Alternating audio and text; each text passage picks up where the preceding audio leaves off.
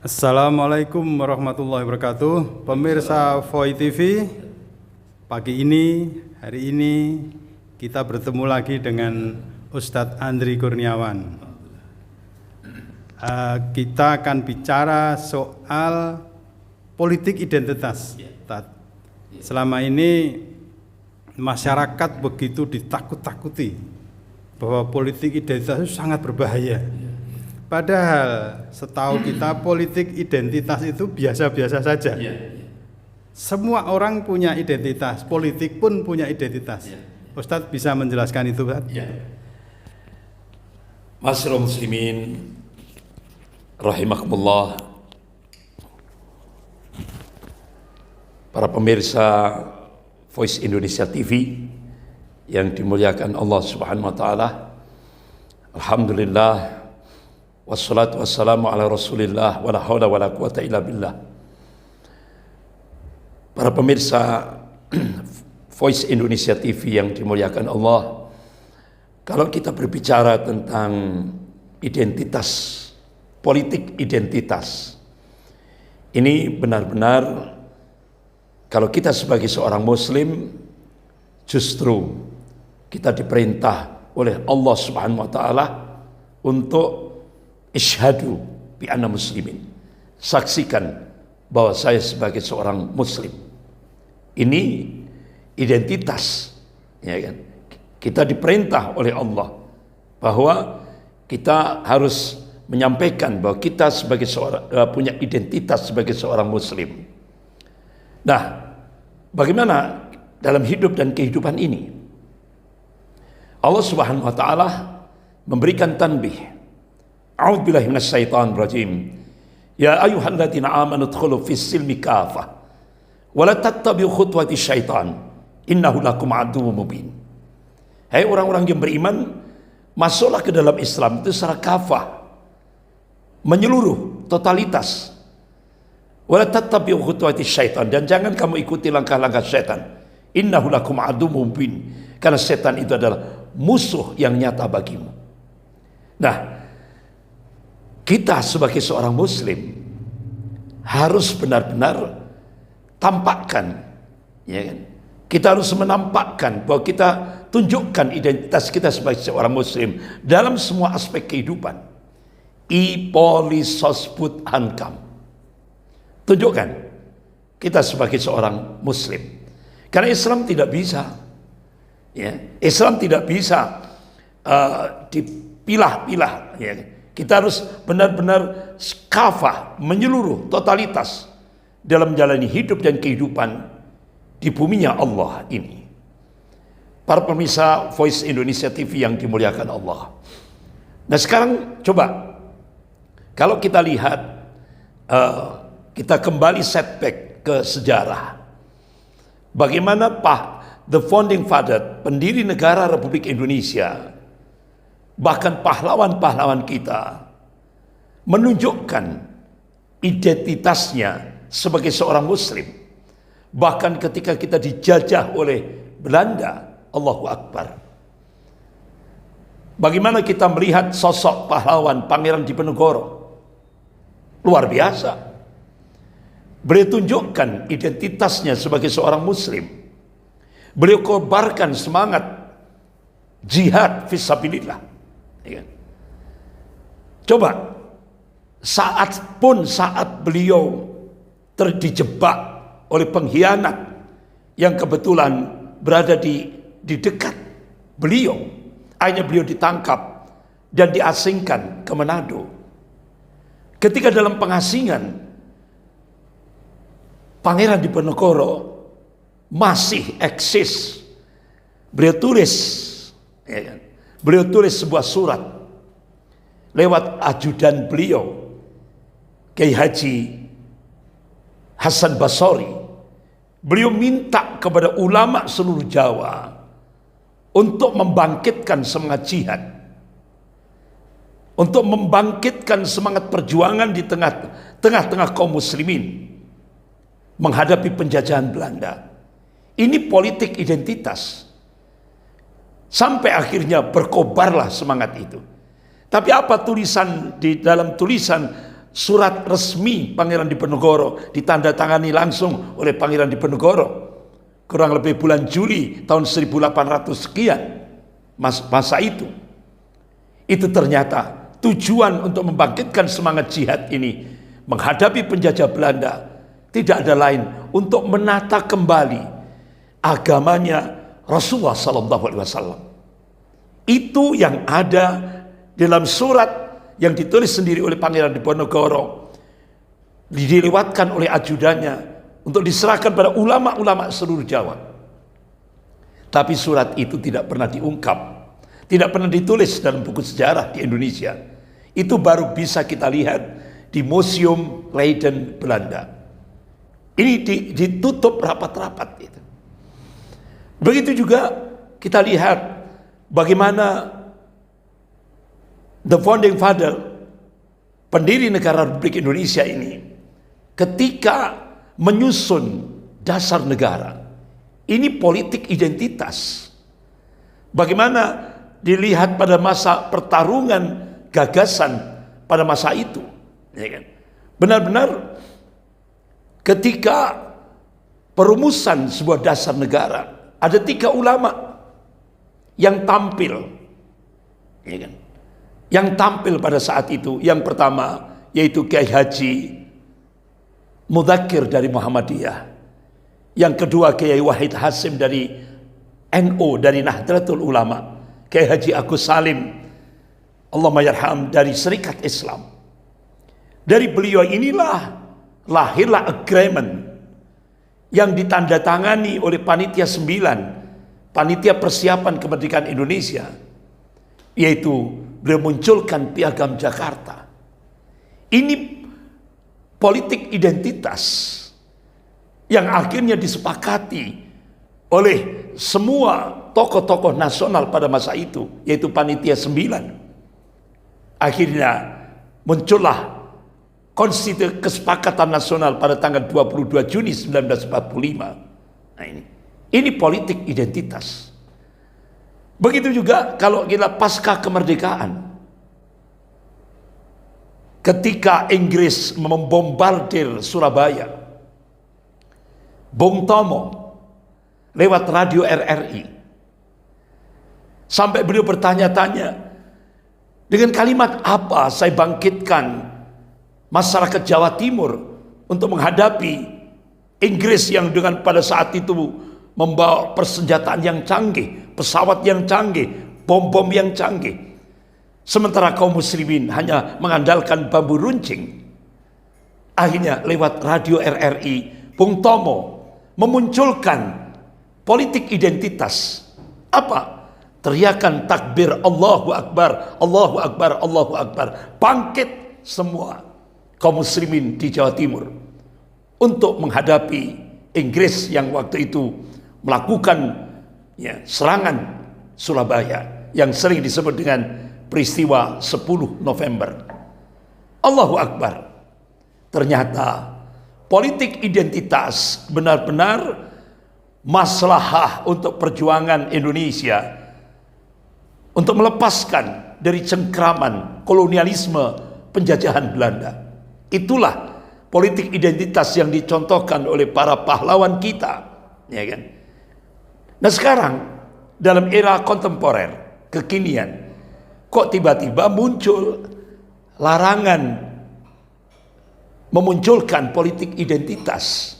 Nah, ini benar-benar sangat naif sekali. Kalau kita sebagai seorang muslim, kita harus tunjukkan atiullah wa atiur rasul. Taat kepada Allah dan taat kepada Rasul. Kenapa? Rasulullah tidak hanya sebagai Nabi dan Rasul. Rasulullah ketika di Madinah, beliau sebagai kepala negara. Ya kan? Bagaimana Rasulullah SAW membangun negara, artinya membangun politik untuk memunculkan sebuah negara, itu di masjid. Rasulullah berbicara politik di masjid. Rasulullah mengatur negara Madinah di masjid. Bahkan pada masa Rasulullah, masjid juga digunakan untuk latihan perang, dalam rangka membangun semangat jihad fisabilillah. Jadi politik di dalam masjid benar-benar dicontohkan oleh Rasulullah SAW. Contoh konkret, di atas mimbar masjid, Rasulullah memberikan arahan politik. Qala Rasulullah SAW, "Man ra'a minkum munkaran falyughayyir bi yadihi, fa illam yastati' fa bi lisani, fa illam yastati' fa bi qalbi, wa dzalika ataful iman." Jadi kalau ada kemungkaran di depanmu, hendaklah kau rubah. Dengan apa? Dengan tanganmu. Ini kalau bisa ditafsiri, bisa dengan kekuasaanmu, jabatanmu, pangkatmu, kedudukanmu. Kalau tidak mampu, lisan. Kalaupun tidak mampu dengan lisan, terakhir munajat, doa, dan itu selemah-lemahnya iman, kata Rasulullah. Para pemirsa Voice Indonesia TV yang dimuliakan Allah Subhanahu wa taala. Jadi Rasulullah memberikan uswah, contoh konkretnya. Di dalam masjid Rasulullah membangun kuatul ummah. Yaitu apa? Ini politik yang dicontohkan oleh Rasulullah, dilanjutkan oleh para khulafa Rasyidin, mulai dari Khalifah Abu Bakar As-Siddiq radhiyallahu an, Khalifah Umar bin Khattab radhiyallahu an, Khalifah Utsman bin Affan radhiyallahu an, Khalifah Ali bin Abi Thalib radhiyallahu an. Dari masjid membangun kekuatan umat. Ini politik. Ini yang dicontohkan. Oleh karena itu, para pemirsa Voice Indonesia TV yang dimuliakan Allah, kita tidak boleh alergi politik. Karena politik itu bagian ajaran di dalam, artinya bagian dari ajaran Islam. Oleh karena itu, kalau sekarang kita lihat di media mainstream, seringkali diungkap Islam itu tinggi, ya'lu wa la yu'la alih. Ya. Ulama itu mulia, politik itu kotor. Ini benar-benar stigma yang sangat-sangat bertentangan dengan apa yang diajarkan oleh Allah dan Rasulnya dalam Al-Quran dan As-Sunnah. Kita sebagai seorang Muslim wajib melakukan perubahan akan statement itu, akan stigma yang dimunculkan dari media mainstream itu. Apa perubahan? Ayo kita munculkan stigma yang hak, yang benar. Islam itu tinggi, ya'lu wa la yu'la alih. Yang kedua, ulama itu mulia. Politik itu penting untuk mengatur sebuah negara. Dan umat Islam wajib, ya, ada kewajiban. Tidak hanya dalam skop pribadi, bermasyarakat, tapi berbangsa dan bernegara. Karena Islam itu menyeluruh. Kewajiban bagi kaum muslimin untuk ikut terlibat, tidak menjadi objek tapi menjadi subjek. Ya. Itu yang dicontohkan oleh para sahabat Rasulullah sallallahu alaihi wasallam. Bagaimana menjadikan Islam menjadi rahmatan lil alamin, rahmat bagi seluruh alam. Pemirsa Voice Indonesia TV yang dimuliakan Allah. Jadi sekali lagi, politik identitas hukumnya wajib. Nah, ini. Sekali lagi, politik identitas hukumnya wajib. Yang tidak benar, yang salah, ya kan? Itu memalsukan identitas. Itu yang haram hukumnya. Nah, ini. Jadi saya kira itu. Memalsukan ijazah juga. Ya, itu. Ya. Kenapa pemerintah sekarang rezim ini kan begitu sepertinya begitu takutnya pada umat Islam, sehingga berupaya memisahkan umat Islam itu dengan politik. Apakah tujuannya itu dengan memunculkan politik identitas? Ya. Jadi para pemirsa TV Voice Indonesia TV yang dimuliakan Allah, kenapa sekarang ada gerakan untuk melarang politik identitas? Itu tidak lepas daripada imperialisme. Ini sekarang Indonesia berada dicengkram oleh imperialisme Cina. Nah, Nah ini ada semacam ya apa itu? Saat Cina mencengkeram Indonesia ada konsekuensi, ya kan? Apa?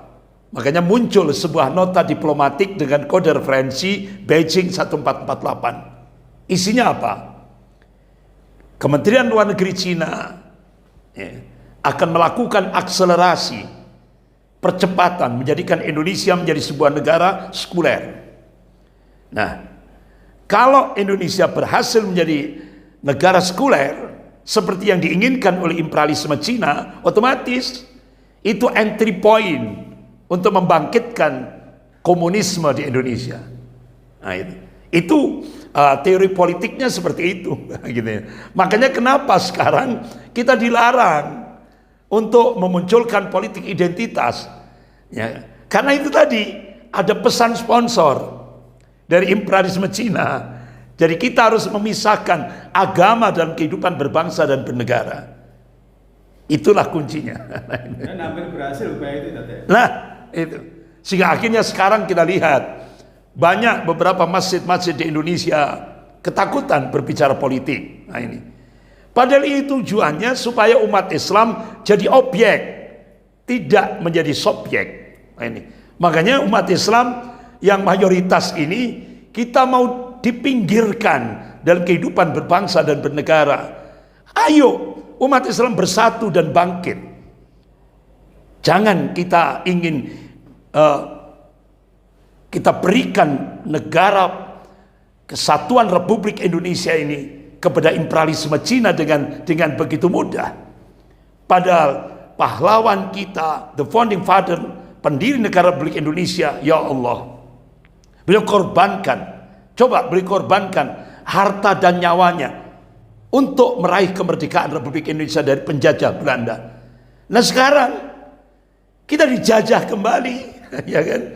Ayo, lebih khusus kaum muslimin yang mayoritas di Indonesia, selamatkan NKRI ini dari pengkhianat-pengkhianat bangsa, ya kan? Yang ingin melempangkan imperialisme Cina ke Indonesia. Oleh karena itu kita masih ingat apa statement Presiden Soekarno, kalau kami dulu melawan penjajah Belanda, nanti kalian akan menghadapi bangsa kalian sendiri. Ternyata benar apa yang diungkap oleh Presiden Soekarno. Kita sekarang, lebih khusus kaum muslimin yang mayoritas di Indonesia ini, sekarang dihadapkan oleh pengkhianat-pengkhianat bangsa yang ingin melempangkan imperialisme Cina untuk menguasai Indonesia. Oleh karena itu kaum muslimin yang dirahmati Allah, ayo selamatkan negara kesatuan Republik Indonesia ini. Selamatkan. Bagaimana? Ayo kita bersatu bangkit untuk menyelamatkan negara kesatuan Republik Indonesia ini. Saya kira gitu. Ya.